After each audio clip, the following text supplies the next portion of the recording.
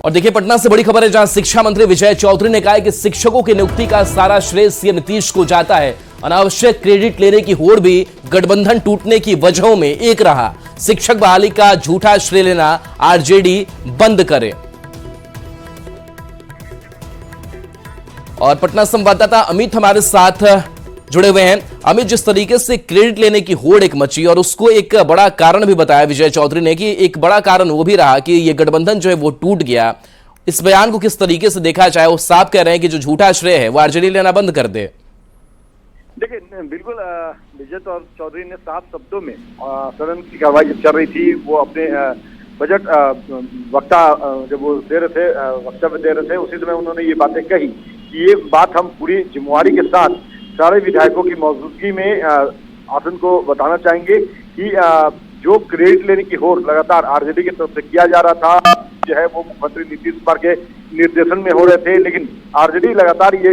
कोशिश में लगी हुई थी कि वो सारे काम का क्रेडिट ले। और इसी कारण से एक वजह ये भी रही है कि जो गठबंधन टूटा, जो हम पूर्ववर्ती सरकार से अलग हुए, उसके पीछे की मूल वजह में से एक ये भी वजह रही। तो जो क्रेडिट लेने की होड़ थी आरजेडी की, वो कहीं न कहीं सरकार को असहज कर रही थी, मुख्यमंत्री नीतीश कुमार को परेशान कर रही थी, और इसी कारण से सरकार से अलग होना पड़ा। अभी भी इस आदत से जो है आरजेडी बाज नहीं आ रही है, क्योंकि उससे पहले जब विजय चौधरी अपने बजट भाषण में बोल रहे थे, उससे पहले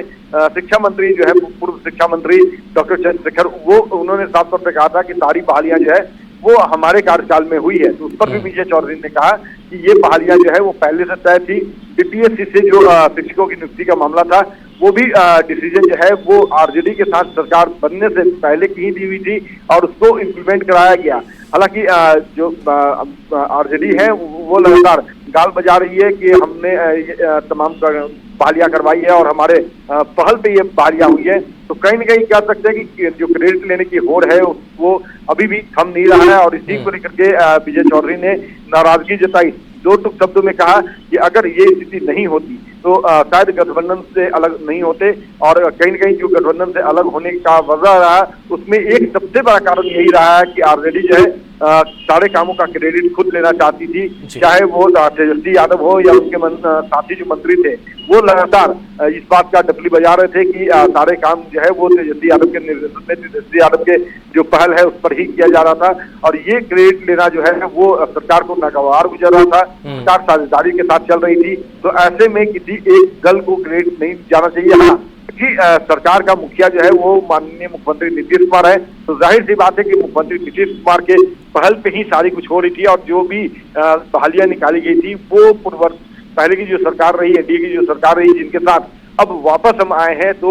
उनके साझेदारी की सरकार में ही डिसीजन लिए गए थे। ये अलग बात है कि जब इम्प्लीमेंट का वक्त आया तो उस समय एनडीए से अलग हो गए और जो आरजेडी और कांग्रेस के साथ जो सरकार चल रही थी, उनके कार्यकाल के दौरान जो है ये नियुक्तियां बांटी गई। तो इसका श्रेय जो है वो नीतीश कुमार को जाना चाहिए, ना कि आरजेडी को। आरजेडी चूंकि क्रेडिट ले रही थी, इस कारण से सरकार से अलग होना पड़ा और ये एक बड़ी वजह रही है। जी अमित, जो क्रेडिट लेने वाली सियासत है वो और मजबूत भी होती जा रही है, क्योंकि ये क्रेडिट लेने की बात तो सिर्फ अखबारों तक, सिर्फ बयानों तक सीमित नहीं है। क्योंकि जनविश्वास यात्रा पर तेजस्वी यादव निकले, वहां भी जाकर के इसी बात को रखने की कोशिश हो रही है कि देखिए 17 महीनों में हमने कितना काम किया। क्या लगता है कि आने वाले वक्त में जो क्रेडिट लेने वाली सियासत है एक बड़ा मुद्दा बनेगा और इसकी जो कह सकते हैं कि नफा नुकसान पॉलिटिकल पार्टीज को होंगी?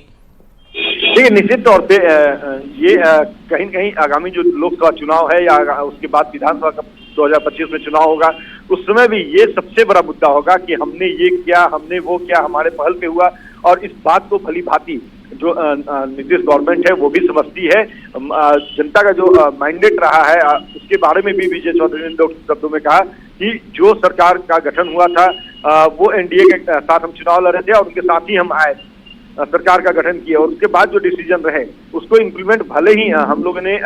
आरजेडी और कांग्रेस के साथ जब साझेदारी की सरकार आई तो उस समय हमने किया, लेकिन जो क्रेडिट की पॉलिटिक्स है वो सिर्फ विधानसभा तक या फिर पोस्टर बैनर तक ही नहीं, बल्कि अब ये चुनावी मैदान में भी नजर आएंगे। और उसकी एक पहली झलक जो है वो आज देखने को मिली, जब जन विश्वास यात्रा पर तेजस्वी निकले तो उन्होंने इन बातों को जोर शोर से भुनाया, जनता को बताया कि देखिए 17 महीने में हमने वो सब कुछ किया जो सरकार पिछले 17 सालों में नहीं की। तो कहीं न कहीं ये बात जो है वो राजनीतिक कह सकते हैं एजेंडा में शामिल हो चुका है और इस बात को नीतीश सरकार भी भाप रही है, जान रही है और इसी वजह से चाहे चलते सरहद हो या फिर मुख्यमंत्री का आपका जो भाषण होता है उसमें वो साफ साफ शब्दों में जाहिर कर चुके हैं। कल तेवर जो है मुख्यमंत्री के देखने को भी मिले और आगामी जो चुनाव है उसमें भी ये एक ज्वलंत मुद्दा होगा, चाहे वो आरजेडी के लिए हो या फिर जेडीयू के लिए हो। जी अमित, भले ये क्रेडिट वाली सियासत चल रही हो लेकिन इसका फायदा क्या उन अभ्यर्थियों के लिए होगा जो चाहते हैं कि शिक्षक के रूप में वो काम करे, वैकेंसियां ज्यादा से ज्यादा है और इस तरफ भी सरकार आगे कदम बढ़ाएगी कि हमें क्रेडिट लेना है तो हम वैकेंसियां निकाल रहे हैं और आने वाले समय में ये फायदा सीधे पहुंचेगा उन अभ्यर्थियों के लिए जो इंतजार में बैठे हुए हैं? देखिए निश्चित तौर पे चूंकि जो भी बेरोजगार शिक्षक हैं, जो हैं, उनके लिए कहीं न कहीं ये बेहतर तस्वीर है क्योंकि सरकार किसी की भी हो, चाहे वो आरजेडी के साथ साझेदारी वाली सरकार थी नीतीश कुमार की या अभी एनडीए के साथ साझेदारी वाली सरकार नीतीश कुमार चला रहे हैं, तो नियुक्तियां जो है वो निश्चित तौर पे आ रही है। और अभी एक बार फिर से जब नीतीश कुमार सदन को संबोधित कर रहे थे तो उस दौरान भी उन्होंने कहा कि आगे आने वाले दिनों में और भी नियुक्तियां आएगी। जो उप मुख्यमंत्री हैं